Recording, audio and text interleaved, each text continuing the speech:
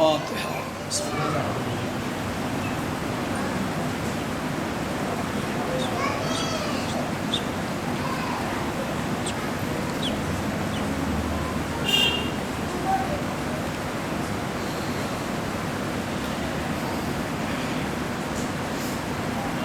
ماشاء اللہ لا حول ولا قوة الا باللہ العلی العظیم من الشیطان اللعین الرجیم۔ بسم اللہ الرحمن الرحیم۔ الحمد للہ الذی اظہر الوجود من القدم ورقم علال بالانسان من اسرار القدم وعلمہ من البیان وعلم یعلم والصلاة والسلام علی اول صبح اللہ الذی من نفقت احدیہ واول شمسین اشرقت بالسماوات الازلیہ نذیر العوام الانسانیہ و بشیر الخلائق الفانیہ اسلم ما فی الوجود و نقطۃ دائرۃ الوجود لواء الحمد و مقام المحمود سید الکونین جد الحسن والحسین سیدنا و نبینا و شفیع ذنوبنا و حبیب قلوبنا و طبیب نفوسنا مولانا و مقتدانا بالقاسم محمد لا سیما لا یعصب الدین والایمان باب الامن والامان مصداق مرج البحرین یلتقیان الامام المظفر وشجاع الغضنفر وقاسم طوبى وسقر وساقیا الحوض الكوثر الذي سمت امه حیدر انما يريد الله ليذهب عنكم الرجس واهل البيت ويطهركم تطهيرا۔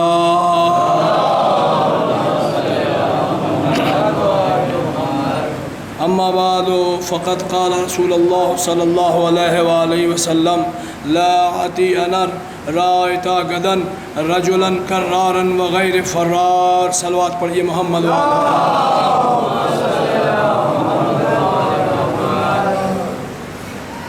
ماتم مولانا سید الشہداء، عزیزان گرامی، محترم سامعین حضرات، سب سے بڑا المیہ یہ ہے کہ کل درمیانی گفتگو نے جس سے وعدہ ہوا اور جس نے کہا کہ عالم کے موضوع پر مجلس کو خطاب کریے، اتفاق سے مجمع میں وہی موجود نہیں ہے۔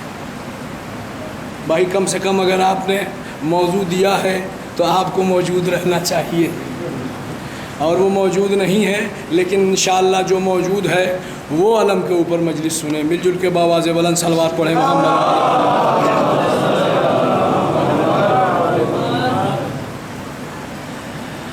میں نے رسول کے اس قول کو اپنی تقریر کا سرنامہ کلام قرار دیا، تو آپ یہ یقیناً آپ یہ نہ سوچیے گا کہ میں خیبر پڑھنے جا رہا۔ علم دیکھیے بچوں کے لیے ضروری ہے کہ آج کی تاریخ علم سے منسوب ہے تو علم کے بارے میں کچھ بنیادی باتیں جان لیں۔ دیکھیے علم معرفت تک پہنچنے کا بہترین ذریعہ ہے۔ اگر علم نہیں ہے تو پھر معرفت نہیں ہو سکتی۔ اگر ہمارے اس جوان بچوں سے کسی نے کسی موقع پر یہ پوچھ دیا کہ یہ جو آپ علم اٹھاتے ہیں یہ کیا ہے، تو صرف اتنا بتا دینے سے تو ایک پڑھا لکھا آدمی آپ سے متاثر نہیں ہو سکتا کہ یہ عباس علمدار کی نشانی ہے اور اس لیے ہم اسے اٹھاتے ہیں۔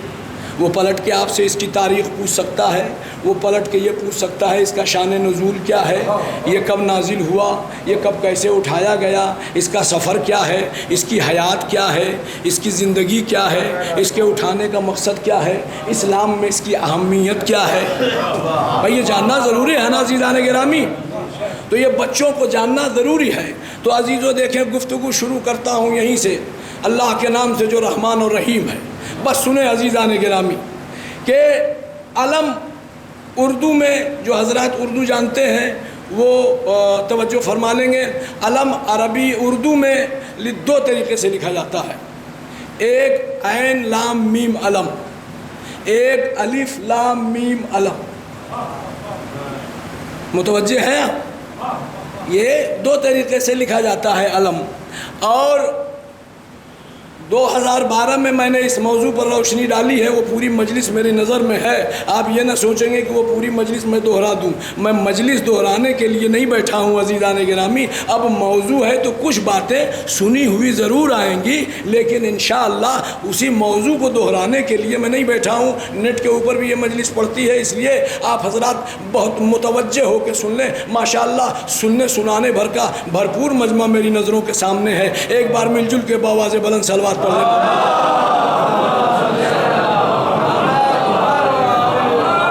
تو الف لام میم علم، اس علم کے معنی ہے غم، اندوہ، تکلیف، پریشانی اور الجھن، گھبراہٹ، اس علم کے معنی ہے۔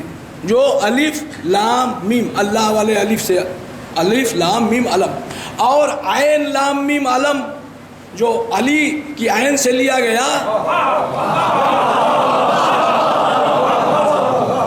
اس کے معنی ہے رعیت، پرچم، نشان، بلندی۔ توجہ کا طالب ہوں اس عین۔ اب عزیزو ایک ایسی صلوات پڑھ دیجئے کہ سامنے بیٹھے ہوئے حضور کی غنودگی دور ہو جائے۔ بآواز بلند صلوات۔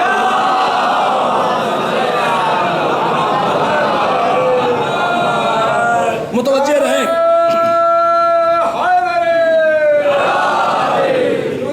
جزاک اللہ، خدا ان آوازوں پر رحمت نازل کرے۔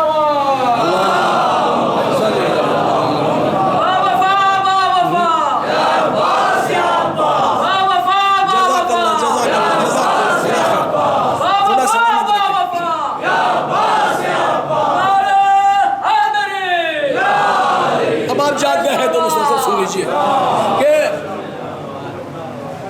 الف لام، اللہ والے الف کا جو علم ہے عزیزو، اب میں یہ جملہ کہنا چاہتا ہوں کہ دیکھیے اللہ والے جو ہیں وہ ضروری نہیں ہے کہ علی کو مانے، لیکن کائنات میں کوئی ایسا انسان آپ نہیں دکھلا سکتے جو علی والا ہو اور اللہ کو نہ مانے۔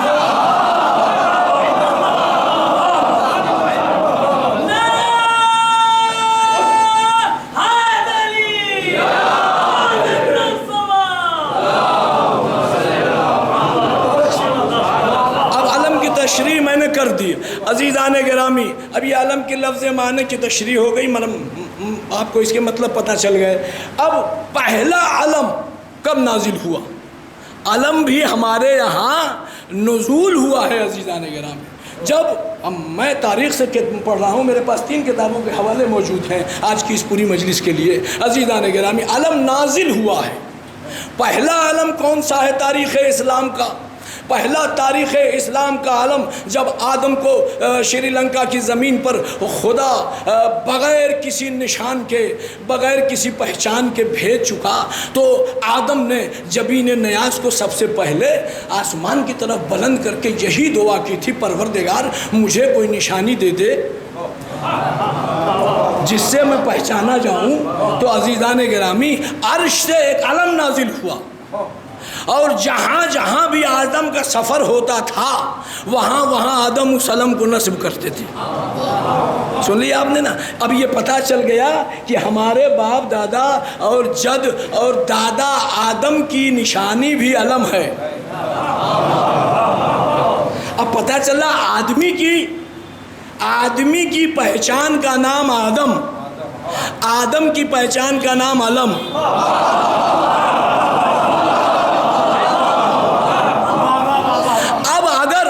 کوئی بھی آدمی چاہے جتنا بڑا لشکر بنا لے، چاہے وہ لشکر طیبہ کی ہی شکل میں کیوں نہ ہو، اگر اس کی نشانی علم نہیں ہے تو وہ آدمی کا لشکر نہیں ہو سکتا۔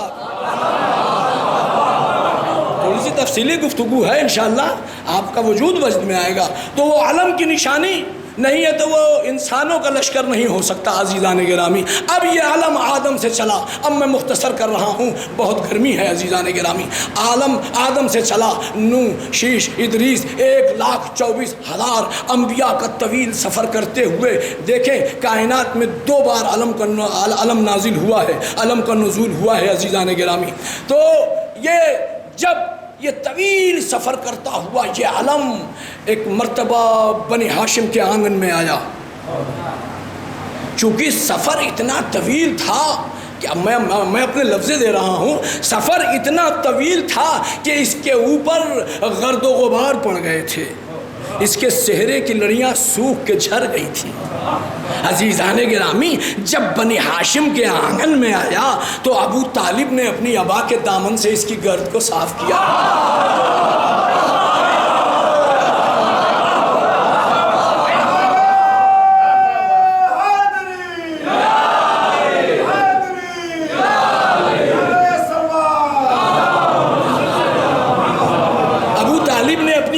دامن سے اس علم کی گرد کو صاف کیا۔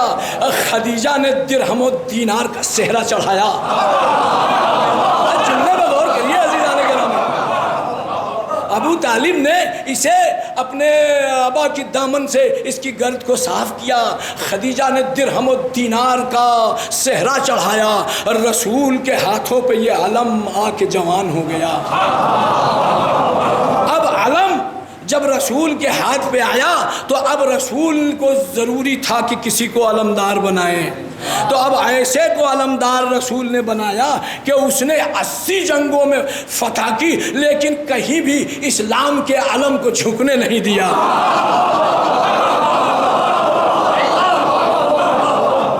عزیزان گرامی، یہی علم میں مختصر کر رہا ہوں، یہی علم یکم ربیع الاول 37 ہجری کی حیا آلو صبح کے غیرت مند سورج نے دجلہ کے سنگین ساحل کی سرکش موجوں سے آبی نقاب سرکا کے جب غور سے دیکھا تو کیا دیکھا کہ علی کے خیمے کے اوپر یہی تاریخ کے اسلام کا علم لہرا رہا۔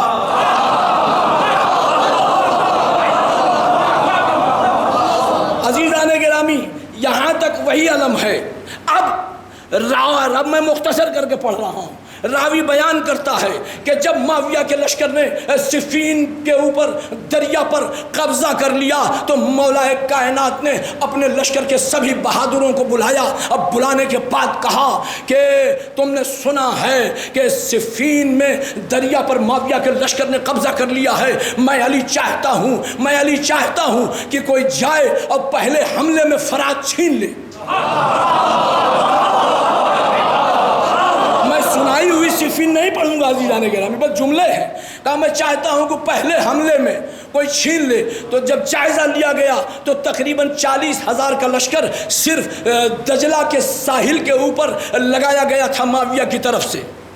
اب عزیزان گرامی، اب سنیے کہ اب ہر کسی کے دل میں یہ طاقت تھی، قوت تھی کہ میں جا کے فتح کر لوں، میں صفین چھین لوں، لیکن نہ جانے کیوں مورخ لکھتا ہے کہ ولایت مآب نے شجاعت مآب کو منتخب کر لیا۔ 11 سال کا سن عباس کو سجایا، سوار کیا۔ عزیزان گرامی، کائنات بشریت کا پہلا ساونت ہے عباس کہ جس کو 3 معصوموں نے مل کے سوار کیا۔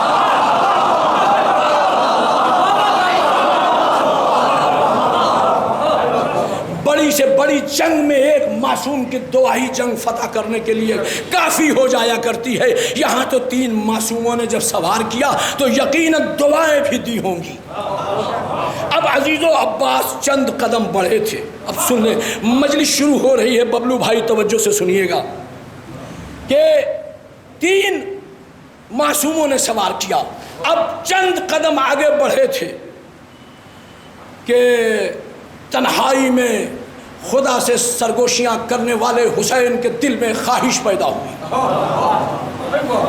اپنے بابا سے کہا کہ بابا، میں چاہتا ہوں کہ عباس کا حملہ پہلا ہے فرات پر، تو عباس تلوار کے ساتھ علم بھی لے کے جائیں۔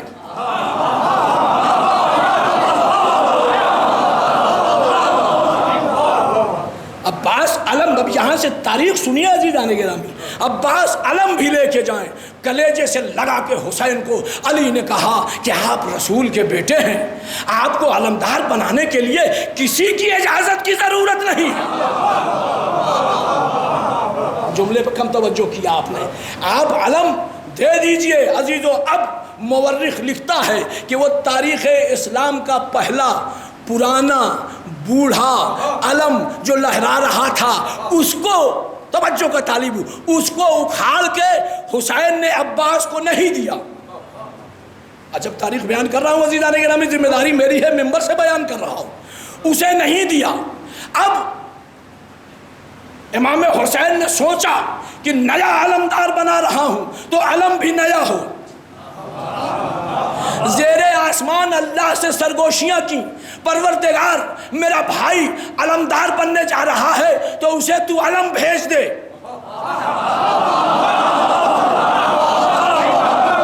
علم کی تاریخ لکھنے والے نے لکھا کہ عرش معلیٰ پہ بس دو ہی علم گڑے ہوئے تھے، ایک کو آدم کے ہاتھوں سے بھیجتا ہوا علی تک بھیج چکا تھا، بس ایک علم عرش معلیٰ پہ بچا تھا۔ ایک مرتبہ وحدت نے انگڑائی لے کے جبریل سے کہا، جبریل یہ عرش معلیٰ کے علم کو لے جاؤ، اب عرش کو علم کی ضرورت نہیں ہے۔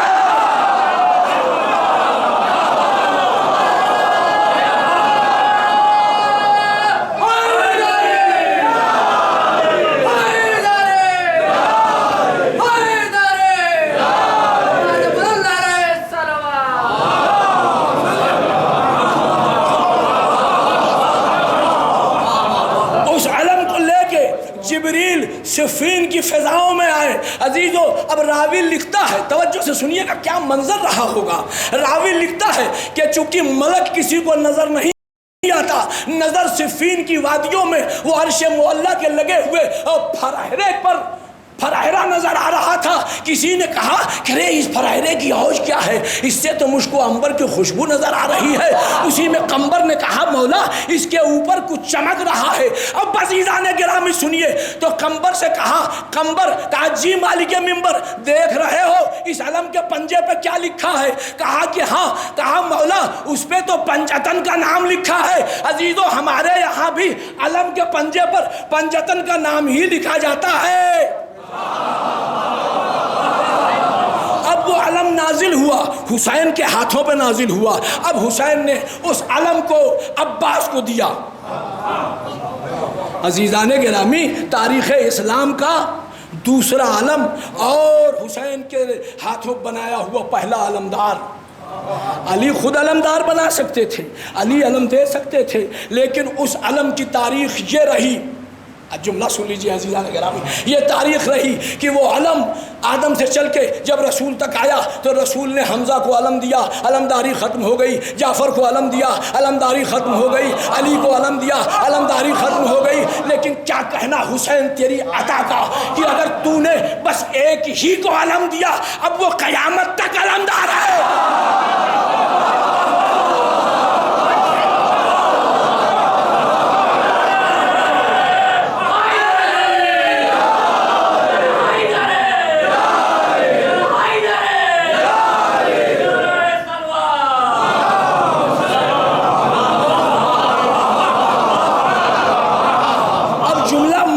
متمسک ہے اس لیے سنا رہا ہوں عزیزان گرامی، آپ انشاءاللہ پذیرائی کر دیجئے گا۔ اب اس علم کو لے کے عباس نے پہلا حملہ کیا۔ مورخ لکھتا ہے کہ پہلے ہی حملے میں 40,000 کے لشکر کو فضاؤں میں پتوں کی مانند بکھیر دیا۔ 11 سال کا سن تھا عباس کا، اور عباس نے اس علم کو دریائے فرات میں یوں نہیں جا کے گاڑ دیا، فضاؤں میں لہرایا، اور لہراتا ہوا علم دریا کی موجوں پہ جا کے گڑ گیا۔ بھائی علم کے گڑنے کے تو بس دو ہی واقعے ہیں، یا تو عباس کے بابا نے خیبر کے پتھر پہ علم گاڑا تھا، یا علی کے بیٹے عباس نے فرات کے سینے پہ علم گاڑا۔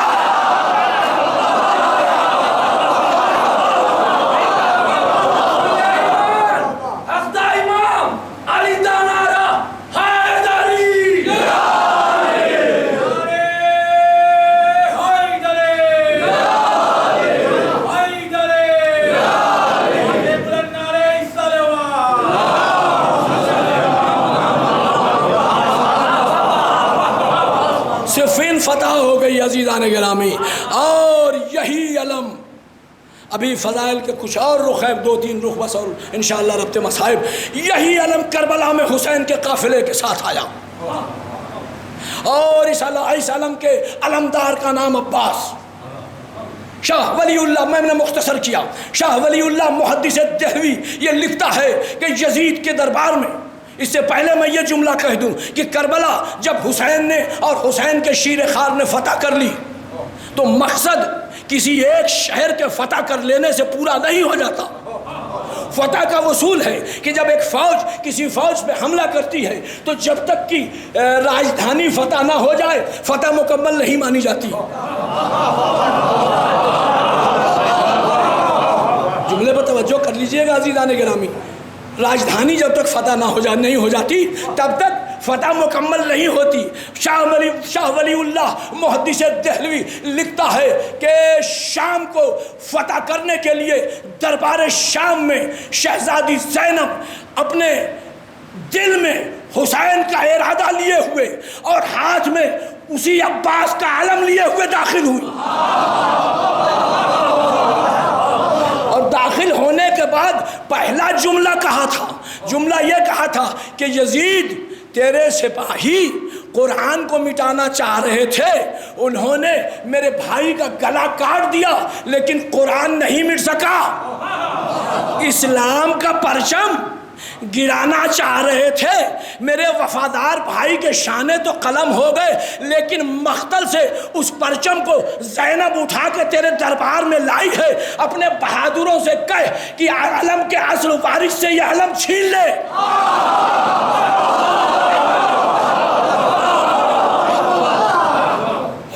زینب کے جملے میں بلاغت تھی، فصاحت تھی، فصیحت تھی۔ زینب جملہ سنیے گا، کہا کہ قرآن کو ختم کرنا چاہتا تھا تیرا لشکر اور تو قرآن کبھی ختم نہیں ہو سکتا۔ عزیزان گرامی تھوڑا سانس لے کے جملہ سن لیجئے، کہا قرآن کبھی ختم نہیں ہو سکتا۔ عزیزو، بولنے کے لیے یہاں پہ ڈاکٹر حضرات بھی تشریف رکھتے ہیں اور اتنا تو ہر آدمی جانتا ہے، یہ ذاتی مشاہدہ ہے، حضور توجہ سے سماعت فرما لیجئے گا کہ بولنے کے لیے جسم کی ضرورت ہوتی ہے، جسم کے لیے سینے کی ضرورت ہوتی ہے، سینے میں پھیپھڑوں میں جب ہوائیں بھرتی ہیں تب وہ حلق تک آتی ہیں اور تب دماغ کام کرتا ہے تو زبان لکنت کرتی ہے۔ میں نے شارٹ کٹ میں بیان کر دیا، یہ کم سے کم لازمی ہے۔ تو کائنات کا کوئی بھی بشر سینہ اور جسم الگ ہونے کے بعد بول ہی نہیں سکتا۔ عزیزان گرامی، اسلام کو مٹانے کی بات تو یزید کا لشکر کر رہا تھا، قرآن کو مٹانے کی بات اس نے کب کیا؟ جب شمر نے، سنیے گا فضائل کے رخ سے، جب شمر نے اپنے کند خنجر سے حسین کے گلے کو جسم سے الگ کر دیا، تب اس کے بعد کربلا کے مقتل میں وہ ملعون کود کود کے بس یہی فقرہ کہہ رہا تھا، اے محمد کہاں گیا تیرا قرآن، اے محمد کہاں گیا تیرے قرآن کی باتیں، اے محمد کہاں گیا تیرا دین۔ بس ناگاہ حسین کے سر کو جب نیزے پر بلند کیا تو 60 مقتل گواہ ہے کہ حسین نے نیزے پر بلند ہونے کے بعد کچھ نہیں پڑھا سوائے قرآن کے۔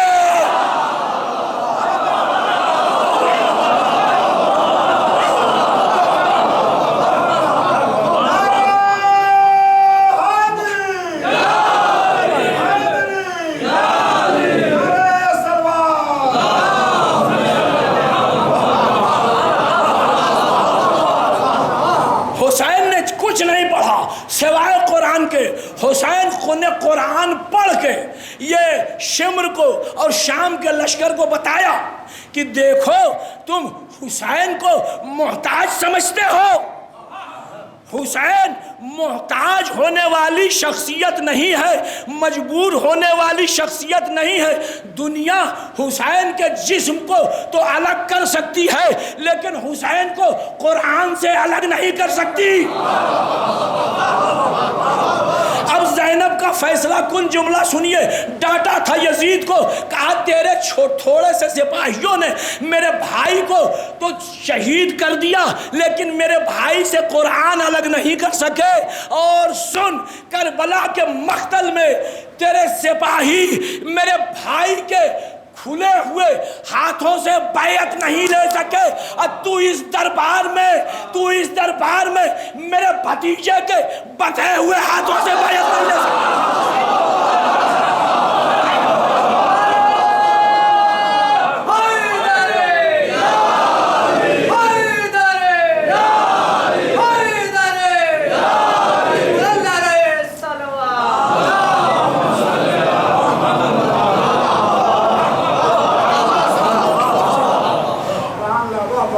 امتحان دے رہی تھی زینب کہ سید سجاد ہاتھ جوڑے ہوئے پھوپھی کی خدمت میں آئے۔ پھوپھی اماں آپ فصیحہ ہیں، آپ عالم غیر معلمہ ہیں، پھوپھی اماں بس خاموش ہو جائیے، آپ نے بھائی کی آپ نے آقا حسین کی فتح کا اعلان کر دیا۔ اے میری پھوپھی، آپ نے اپنے مقصد کو پورا کر دیا۔ جب ایک امام سے یہ جملہ سنا تو زینب وہاں سے اٹھی، ان دونوں سروں کے درمیان آ کے کھڑی ہو گئی۔ ایک مرتبہ عباس کی طرف دیکھا، بھیا تو نے اپنی بہن کا جہاد دیکھا؟ بھیا آنکھیں کھولو، ہم تمہارے جہاد کو کربلا میں کھلی آنکھوں سے دیکھتے رہے۔ اے میرے غیور بھائی حسین،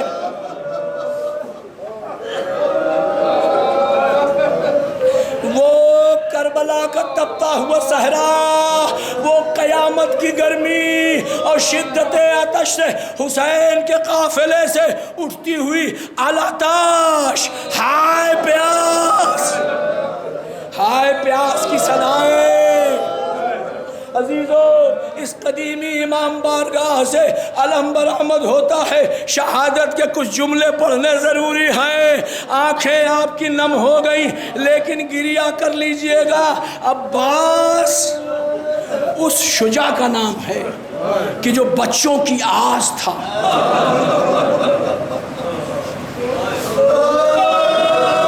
بیویوں کا پردہ تھا، حسین کا بھروسہ تھا۔ حسین کے بھروسے کا نام عباس۔ عزیزو، راوی بیان کرتا ہے کہ جب تمام بچے جناب سکینہ کو حلقے میں لے کے ہائے پیاس کے نعرے بلند کر رہے تھے تو ایک مرتبہ بچوں نے سکینہ سے کہا کہ سکینہ، تمہارا چچا بہت بہادر ہے، بس پانی کی آس تمہارے چچا سے ہی ہے۔ سکینہ اگر تم چاہو تو پانی آ سکتا ہے۔ بس عزیزو، سکینہ چچا عباس کے قریب آئی۔ آنے کے بعد جناب عباس نے سکینہ کو اٹھا کے کلیجے سے لگایا۔ عزیزو، سکینہ کا پورا جسم پیاس کی شدت سے تپ رہا تھا۔ حسین کے پاس آئے، کہا آقا اگر اجازت ہو تو میں پانی لے آؤں؟ تو کہا کہ ہاں، سکینہ کے لیے پانی کی سبیل کر دو۔ سکون سے سن لیجئے گا، یہ تاریخ سال بھر کے بعد آتی ہے۔ یہ تاریخیں سال بھر کے بعد آتی ہیں نا۔ بچے گا وہ تو روئے گا نا آج کی تاریخ میں۔ کسی کی زندگی کا ایک دن کا بھی بھروسہ ہے؟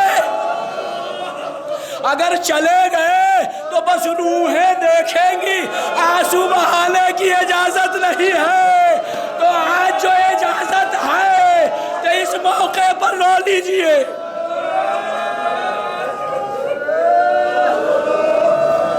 سنیے، سکینہ سے چچا نے کہا جاؤ بیٹی مشق لے آؤ۔ مشق حسین کے سامنے آئی۔ اب جناب عباس مشق کا تشمہ کھولنا چاہ رہے تھے، اتنی خشک تھی مشق۔ جناب عباس نے سیحہ کیا ہے عزیزو۔ عباس جیسا جری، عباس جیسا بہادر، عباس جیسا قوی، عباس جیسا صابر، عباس جیسا مولا، عباس جیسا سقا سیحہ کر رہا ہے۔ مشق جب کھولنا چاہی تو جگہ جگہ سے مشق ٹوٹ گئی۔ ایک چیخ مار کے عباس روئے اور زمین پر بیٹھ گئے۔ گھبرا کے حسین نے عباس کے شانوں کو پکڑا، میرے بھائی ابھی حسین زندہ ہے، حسین کی زندگی میں کیوں روئے؟ کہا آقا یہ سوچ کے رویا کہ مشق بھی چمڑے کی ہوتی ہے، جب یہ اتنا خشک ہو گئی ہے تو میری سکینہ کا گلا۔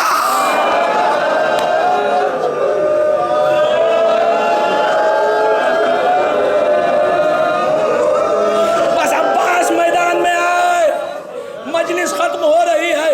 میدان میں آنے کے بعد عالم یہ ہے کہ عالم کو لیے ہوئے ہیں کہ کمین گاہ سے ایک نے عباس کے شانے کو قلم کیا۔ علم دوسرے ہاتھ میں لنگر لیتا ہوا آیا، بچے خاک پہ بیٹھ گئے، سکینہ تیرے چچا کی خیر۔ سنیے عزیز، پھر علم بلند ہوا۔ علم اٹھائیں گے نا آپ؟ مجھ سے بچوں نے پوچھا کہ کیا علم جھکا کے لے جایا جا سکتا ہے؟ تو عزیزو، میں نے ایک جملہ کہا بچوں سے کہ دیکھو یہ عباس کا علم ہی نہیں ہے بلکہ یہ شبیہ جنازہ عباس بھی ہے۔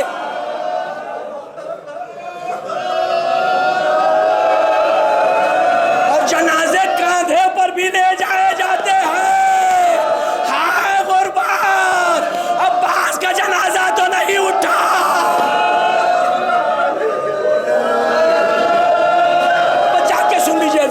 سن لیجیے، عباس نے ایک آواز بلند کی، آقا غلام کا سلام لیجئے۔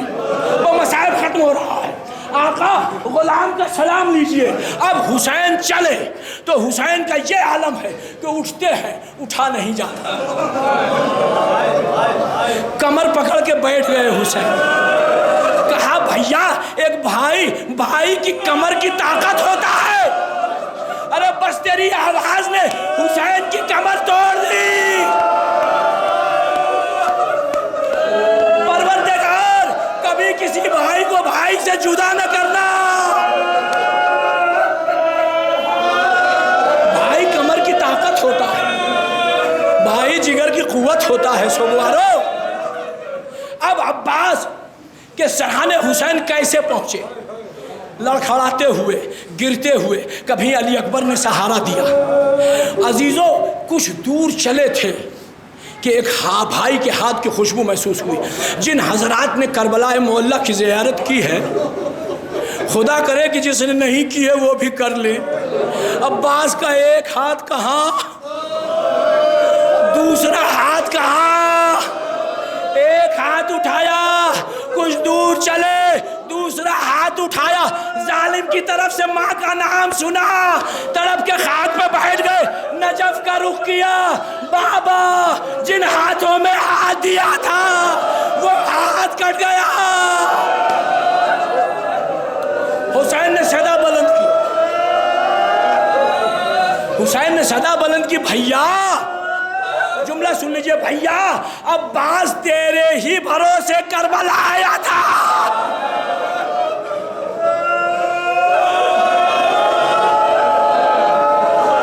عباس تیرے ہی بھروسے کربلا آیا تھا۔ بس عزیزوں، مسائل مختصر کر رہا ہوں، آپ گریہ کر رہے، خدا ان آوازوں پر رحمت نازل کرے۔ مولا عباس کے صدقے میں آپ کو زندگی میں کبھی رونا نہ پڑے، کبھی رونا نہ پڑے۔ بھائی رو رہا ہے، بھائیوں کے آنسو کو خدا دیکھنا، انہیں کبھی رونے پہ مجبور نہ کرنا۔ عزیزو، حسین کی مجبوری سنیں۔ حسین قریب پہنچے تو پہنچنے کے بعد پہلا جملہ حسین کا یہ تھا کہ بھیا بلانے میں بہت دیر کر دی۔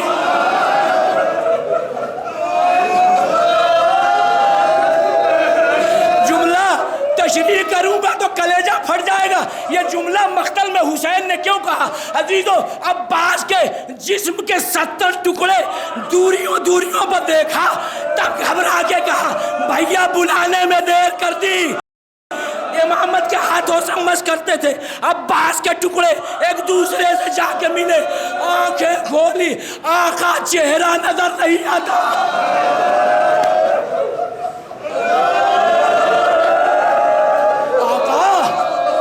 دنیا میں آیا تھا تو سب سے پہلے آپ کے چہرے کی زیارت کی تھی۔ آقا چہرہ نظر نہیں آتا، ایک آنکھ میں تیر لگا تھا، دوسرے آنکھ میں خون لگا تھا، خون صاف کیا، کہا بھیا اب نظر آ رہا ہے، کہا ہاں آقا اب نظر آ رہا ہے۔ آقا کے چہرے کی زیارت کی، زیارت کرنے کے بعد جملہ سنیے گا، عباس نے وصیت کی۔ کیا وصیت کی عباس نے؟ کہا آقا یہ بتائیے کہ آپ کا میرا سر تو آپ کے زانو پر ہے، میں سوچ رہا ہوں کہ آپ کا سر کس کے زانو پر ہوگا؟ تو تو حسین نے کہا بھیا نہ گھبراؤ، میرا سر میری ماں کی گود میں ہوگا۔ عزیزو عباس کے آنسو نہیں رکے، کہا آقا ایک سوال کا اور جواب دے دیجئے۔ کہا عباس پوچھو۔ کہا بھیا آپ کا میرا تو جنازہ آپ اٹھا لیں گے، لیکن آپ کا جنازہ کون اٹھائے گا؟ کہا یہ سوال نہ کرو بھائی، یہ سوال نہ کرو۔ عباس نے کہا کہ آقا میرا جنازہ نہ اٹھائیے گا۔ عزیزو یہاں پہ ذاکرین پڑھتے ہیں کہ سکینہ سے پانی لانے کا وعدہ تھا، شرمندگی تھی، ان گھرانوں میں شرمندگی کے سوال نہیں ہوتے۔ عباس کے دل میں بس یہ تھا کہ جب میرے آقا کا جنازہ نہ اٹھے تو میرا بھی جنازہ نہ اٹھے۔